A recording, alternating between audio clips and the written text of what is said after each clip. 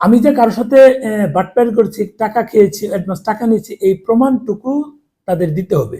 আর যদি প্রমাণ তারা দিতে না পারে, আমি 3 দিন সময় দিচ্ছি। 3 দিনের মধ্যে যদি তারা প্রমাণ দিয়ে আমাকে এটা প্রুফ দিতে না পারে, তাহলে আমি লিগ্যাল অ্যাকশনে যাব।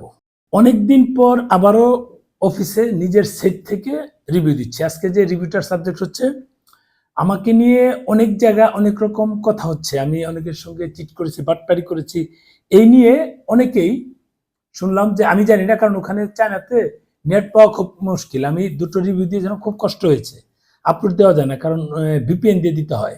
সেটা নিয়ে কথা বলবো।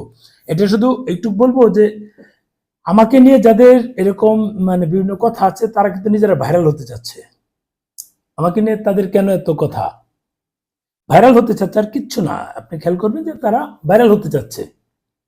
এরকম নাকি অনেকেই নাকি বিভিন্ন কথা বলছে, বিভিন্ন গ্রুপে নাকি কথা বলছে, আমি দেখি নাই। আমাকে অনেকে বললো যে ভাই এই বিষয়, ওখানে তো হোয়াটসঅ্যাপে খুব কঠিন কথা বলা। আমি আসলাম, এখন এটা নিয়ে কথা বলা যে আমি যে কারোর সাথে বাটপারি করেছি, টাকা খেয়েছি, অ্যাডভান্স টাকা নিয়েছি, এই প্রমাণটুকু তাদের দিতে হবে। যদি আমি করে থাকি এরকম, তাদের প্রমাণ নিয়ে আসে, সেটা হলে তারা বলতে পারে। আর যদি প্রমাণ তারা দিতে না পারে, আমি 3 দিন সময় দিচ্ছি, জাস্ট 3 দিন সময় দিচ্ছি। 3 দিনের মধ্যে যদি তারা প্রমাণ দিয়ে আমাকে এটা প্রুফ দিতে না পারে, তাহলে আমি লিগ্যাল অ্যাকশনে যাব। আগেও গিয়েছিলাম, ক্ষমা চেয়েছে, পরে আর কিছু বলা হয়নি। লিগ্যাল অ্যাকশনে যাব যদি এরকম প্রমাণ দিতে না পারে যে অমুকের কাছ থেকে এত নিয়েছি, অমুকের কাছ থেকে এত নিয়েছি, অমুকের কাছে টাকা খেয়েছি, এরকম প্রুফ যদি দিতে না পারে, আমি লিগ্যাল অ্যাকশনে যাব। এই হচ্ছে বিষয়। এখন লিগ্যাল অ্যাকশন কেমন হতে পারে সেটা মানে এমন যদি মানহানি মামলা, তো 100% হবে। আমি 10 কোটি টাকার মামলা দিব, সহজ বাংলা কথা। প্রুফ তো দিতে হবে, প্রুফ দিতে না পারলে 10 কোটি টাকার মামলা হবে। কারণ আমি আমার অফিসের এমন কোনো ব্যক্তি নাই যে তাদের সম্পর্কে আমি জানি না, যে কেউ টাকা নিয়ে কাজ করে দেয়নি, এরকম কোনো রিপোর্টেশন আছে কিনা। আমি বললাম তো যে আমি 10 কোটি টাকার মামলা দিব, মানহানি মামলা। আমাকে ইন্ডিকেট করে যারা এইসব কাজ করছে, প্রত্যেকের ওখানে লিগেল নোটিশ পাঠাবো আগে, তারা প্রুফ দিয়ে যাবে। আমার অ্যাডভোকেটের সাথে কথা হয়েছে, সেই কথা বললাম। 3 দিন সময় দিচ্ছি। আমি আবার 14 তারিখ থাইল্যান্ড অবশ্য নেটের প্রবলেম নাই, ওপেন, ওখানে পাওয়া যায়, ওখান থেকে সব করা যাবে, যোগাযোগ রাখা যাবে। এই হচ্ছে বিষয়।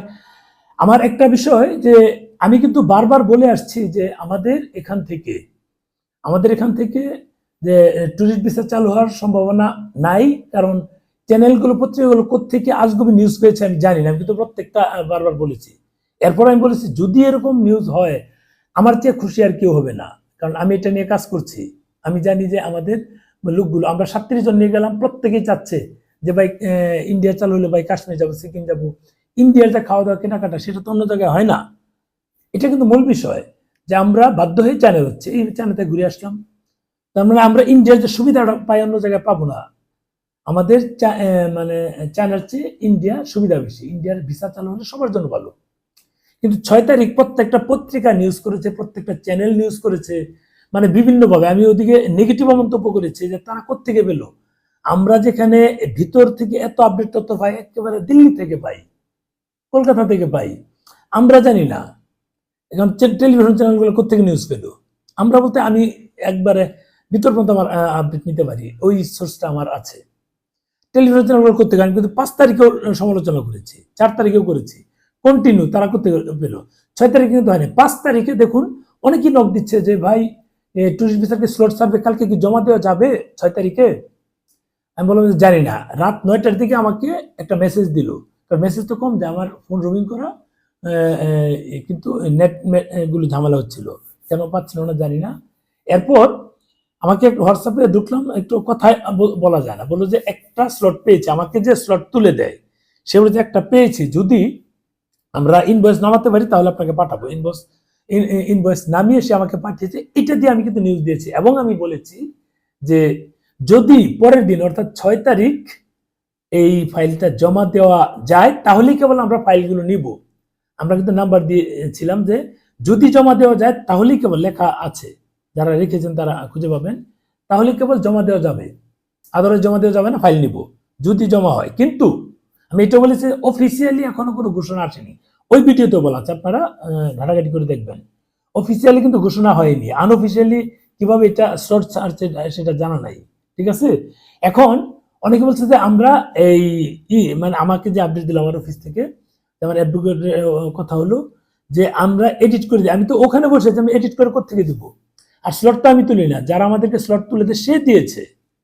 তার মানে সে নিশ্চয়ই বললো যে আমার একটা কৌতূহলবশত দিয়েছিলাম। ওদিকে আমাদের মেডিকেলের স্লট পেয়েছিলাম, মেডিকেল স্লট পেয়েছে। পরের দিন আমাদের যে এক ভাই, উনি মেডিকেল ফাইল জমা দিয়ে জিজ্ঞেস করেছে যে ট্যুরিস্ট ভিসার খবর কি।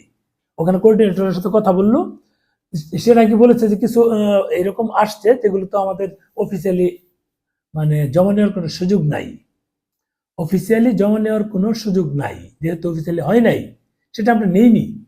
এবং কেউ যেন এই ফাইল জমা না দেয়, জমা দিলে টাকাগুলো ফেরত পাবে না, এটাও নাকি বলেছে। আমার একটা ভিডিওতে কিন্তু কমেন্টস করেছে, আপনারা যারা আমার ভিডিওটা দেখেছেন তারা দেখবেন যে উনি কমেন্টস করেছে। এটা তো ওপেন করা আছে, প্রয়োজন আপনারা চান আমি ছবিটা দেখিয়ে দিব। উনি কমেন্টস করেছে, উনি কিন্তু খোঁজ নিয়ে এসেছে। কৌতূহলটা মানুষের কি পরিমাণ, আর কি পরিমাণ মানুষ এটাতে কৌতূহল জেগেছে যে টুরিস্ট ভিসা চালু হচ্ছে। আর আমি কিন্তু টেলিভিশন চ্যানেল বা পত্রিকার যে নিউজগুলো এসেছে সেটার সমালোচনা করেছি, বারবার বলেছি তার কোত্থেকে তথ্য পাচ্ছে। কিন্তু আমি তো এখন সরাসরি টেলিভিশনে কাজ করি না। টেলিভিশনে যারা কাজ করে তারা সরাসরি আছে স্যাটেলাইট টিভিতে, আর টিভি বলেন, 71 বলেন, 24 বলেন, নিউজ 24, সবগুলোতে দেখলাম, কোনটা দেখি নাই। ম্যাক্সিমাম চ্যানেলের পত্রিকায় তো দেখলাম অনলাইনে।